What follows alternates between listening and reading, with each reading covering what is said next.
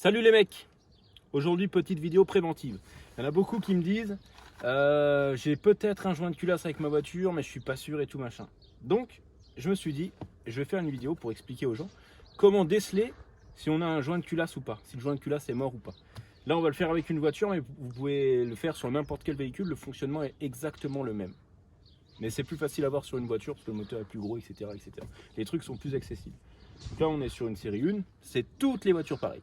Tout ce que je vais vous dire, toutes les voitures pareilles, que ce soit un diesel, un essence, une moto, un quad, tout, c'est tout pareil. Alors déjà, premièrement, si votre joint de culasse est HS, il y a de fortes chances que vous n'ayez plus de chauffage. C'est-à-dire que vous mettez le chauffage à fond, ça souffle, mais c'est pas chaud. Pourquoi? Parce qu'en fait, le chauffage, il fonctionne avec le liquide de refroidissement. C'est-à-dire que si le joint de culasse, il fait l'étanchéité entre l'huile du moteur et le liquide de refroidissement. Et en fait, si le joint de culasse est HS, le liquide de refroidissement, il se mélange avec l'huile. Ce qui fait qu'en fait, le niveau descend et vous n'avez plus de liquide de refroidissement dans votre circuit de chauffage. Donc ça, c'est un des premiers signes. Le chauffage qui ne fonctionne plus. Ensuite, souvent, au tableau de bord, vous avez la température qui monte. À savoir que la plupart des voitures, le liquide de refroidissement, il est régulé à 90 degrés. C'est-à-dire que votre moteur chauffe, le liquide chauffe, et dès que ça arrive à 90 degrés, il y a un thermostat et un calorstat qui se mettent en route. Un calorstat, c'est comme un ressort, et en fait, quand il se comprime, il ouvre le passage à un autre circuit de refroidissement qui est donc plus grand, et le ventilateur se met en route et ça vous refroidit votre liquide de refroidissement. Mais il y a des voitures qui ne l'indiquent pas, la température d'eau, ou alors le thermostat qui ne fonctionne pas. Le thermostat, c'est celui qui vous indique la température de l'eau. Non, c'est pas une, je te vois faire une tête bizarre. Je dis des conneries, putain. Non, tu dis pas des conneries. Je m'imagine le schéma dans ma tête. Voilà. Donc, il se peut très bien que votre véhicule, il vous indique que l'eau est à le liquide de refroidissement, est à 90 degrés. Or, il monte un peu plus. Après, ça arrive que le liquide de refroidissement monte à 100 degrés. Ça, c'est pas très grave.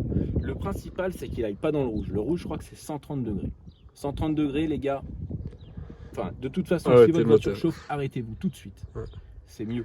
Parce qu'un joint de culasse, ça peut vous flinguer le moteur. Véritablement. Ça, c'est pour ce qui se passe au tableau de bord. Mais c'est pas les seules vérifications que tu peux faire parce que c'est trop approximatif. Tout se passe au niveau du moteur. Donc je vous montre. Là c'est pareil, on le met sur une voiture, mais encore une fois ça marche sur une moto, sur un quad, sur n'importe quel véhicule.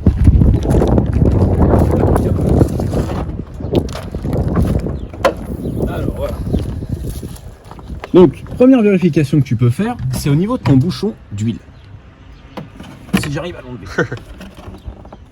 Pourquoi j'arrive pas à l'enlever? Bien serré, hein. Fallait forcer. Alors en gros quand tu regardes ton bouchon, tu vois là on voit que c'est très noir et tout. Si tu vois que tu as des dépôts un peu blancs, jaunes, mais vraiment jaunes très clairs, tu vois. On appelle la mayonnaise. On appelle ça de la mayonnaise. En gros, la mayonnaise se crée quand tu as du liquide de refroidissement qui se mélange avec ton huile. Si vous avez de la mayonnaise à ce niveau-là, souvent, c'est que c'est trop tard. Après, pas forcément, parce que des fois, il y a un peu d'humidité qui rentre dans le moteur et ça te fait un petit peu de mayonnaise sur le bouchon. Mais ça peut être un indice de plus. Tu peux regarder là aussi, sur ta jauge d'huile. Si vraiment là tu as de la mayonnaise dans l'huile du bas moteur, ouais. là c'est un peu c'est sûr. Là c'est un peu inquiétant. Voilà. Donc tu vérifies ton niveau d'eau.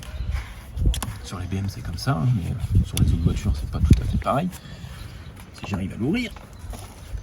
Combien de temps que t'as pas fait les niveaux là-dessus? Mais je l'ai fait toutes les semaines. Voilà. Donc bon, là tu as le truc. Tu vois là, mon liquide, il est bien, il est de niveau et tout, machin, j'ai le flotteur, j'ai tout ce qu'il faut. Là, les BM, c'est un peu la merde parce qu'on voit pas beaucoup le liquide, la couleur qu'il a et tout. Mais là, c'est un autre indicateur, c'est-à-dire que si tu as de la mayonnaise là-dedans, c'est pas bon signe. Donc tu peux le vérifier là aussi.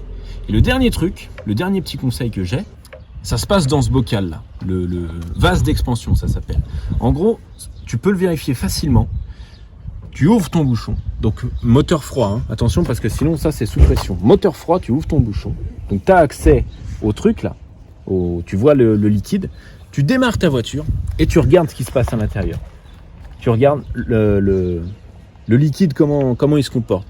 Si tu as de la mousse un petit peu, c'est normal avec les vibrations et tout. Mais si tu as des bulles qui se créent, vraiment comme de l'eau qui bout, tu as de fortes chances d'avoir un joint de culasse HS. Parce qu'en fait, tu as de l'air qui remonte, de l'air qui est créé par le moteur. Et en fait, tu as de l'air dans ton circuit de refroidissement, ce qui est très mauvais signe.